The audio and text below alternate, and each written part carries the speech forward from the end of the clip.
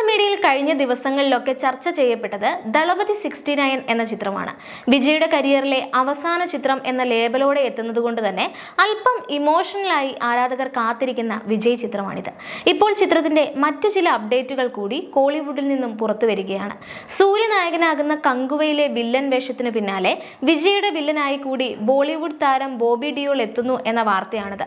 ദളപതി 69-ൽ ബോബി ഡിയോളും ഭാഗമാകുമ്പോൾ തമിഴകത്തെ പ്രധാന രണ്ട് സൂപ്പർ സ്റ്റാറുകളുടെ സിനിമകളിൽ വില്ലനായി എത്തുന്നു എന്നതാണ് ആരാധകർ ചർച്ച ചെയ്യുന്നത്.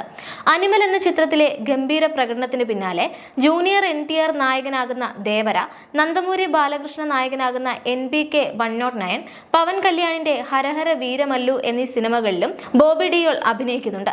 ഒപ്പം ബോളിവുഡിൽ നിതേഷ് തിവാരി ഒരുക്കുന്ന രാമായണത്തിലും ബോബി ഡിയോൾ അഭിനയിക്കുമെന്ന റിപ്പോർട്ടുകളാണ് പുറത്തു വന്നിട്ടുള്ളത്. കുംഭകർണന്റെ കഥാപാത്രമാണ് ഈ ചിത്രത്തിൽ ബോബി ഡിയോൾ അവതരിപ്പിക്കുക എന്നാണ് സൂചന. ദളപതി 69-ന്റെ ഔദ്യോഗിക പ്രഖ്യാപനത്തിന് പിന്നാലെ പുതിയ ചില ചർച്ചകൾ കൂടി സമൂഹ മാധ്യമങ്ങളിൽ നടക്കുന്നുണ്ട്. വിനോദ് കമൽഹാസനെ നായകനാക്കി ഒരുക്കാൻ ആഗ്രഹിച്ചിരുന്ന സിനിമയാണോ ഇപ്പോൾ ദളപതി 69 എന്ന പേരിൽ വിജയ്ക്കൊപ്പം ചെയ്യുന്നത് എന്ന സംശയമാണ് ആരാധകർക്കുള്ളത്. ദളപതി 69-ന്റെ ഒഫീഷ്യൽ പോസ്റ്ററാണ് ഈ സംശയത്തിന് പിന്നിൽ. പോസ്റ്ററിൽ ടൈറ്റിലിനൊപ്പം ഒരു വിളക്കുയർത്തി നിൽക്കുന്ന കൈകൾ കാണിക്കുന്നുണ്ട്. മുമ്പ് കമൽഹാസനെ നായകനാക്കി വിനോദ് പ്രഖ്യാപിച്ച സിനിമയുടെ അനൗൺസ്മെന്റും നായക കഥാപാത്രം ഒരു വിളക്ക് ഉയർത്തി നിൽക്കുന്ന തരത്തിലായിരുന്നു വന്നിട്ടുണ്ടായിരുന്നത്. ഈ സാമ്യതകൾ വെച്ചുകൊണ്ടാണ് സോഷ്യൽ മീഡിയയിൽ ഈ ഒരു സംശയം ഉയർന്നിട്ടുള്ളത്. KVN പ്രൊഡക്ഷൻസ് ആണ് ദളപതി 69 പ്രഖ്യാപിച്ചത്. വിജയ്ക്കൊപ്പം സംവിധായകൻ വിനോദും അനിരുദ്ധ് രവിചന്ദറും ഒന്നിക്കുകയാണ് ഈ ചിത്രത്തിലൂടെ. ദളപതിയുടെ പുതിയ അവതാരമായിരിക്കും ഇതെന്ന് പ്രൊഡക്ഷൻ ഹൗസ് വ്യക്തമാക്കിയിട്ടുണ്ട്.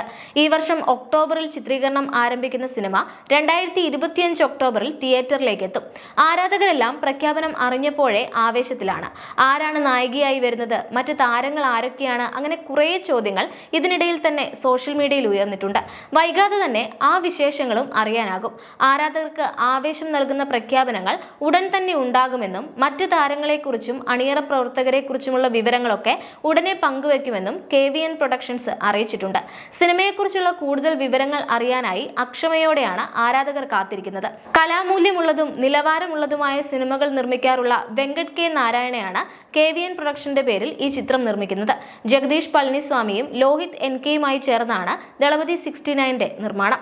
ഈ ചിത്രത്തിന്റെ റിലീസിന് പിന്നാലെ മുഴുവൻ സമയ രാഷ്ട്രീയ പ്രവർത്തനത്തിലേക്ക് ഇറങ്ങാൻ ഒരുങ്ങുകയാണ് വിജയ്. തനിക്ക് രാഷ്ട്രീയ പ്രവർത്തനം ഹോബിയല്ലെന്ന് വിജയ് മുൻപ് പറഞ്ഞിട്ടുണ്ട്. തമിഴക വെട്രിക്കഴകം എന്ന പേരിൽ പ്രഖ്യാപിച്ച പാർട്ടിയുടെ പതാകയും ഗാനവും ഒക്കെ ശ്രദ്ധേയമായതിനൊപ്പം പാർട്ടി ഗാനത്തിന്റെ അകമ്പടിയോടെ വിജയ് പനയൂരിലെ പാർട്ടി ആസ്ഥാനത്തിൽ കൊടി ഉയർത്തുന്ന വീഡിയോയും അടുത്തിടെ സോഷ്യൽ മീഡിയയിൽ വൈറലായിരുന്നു.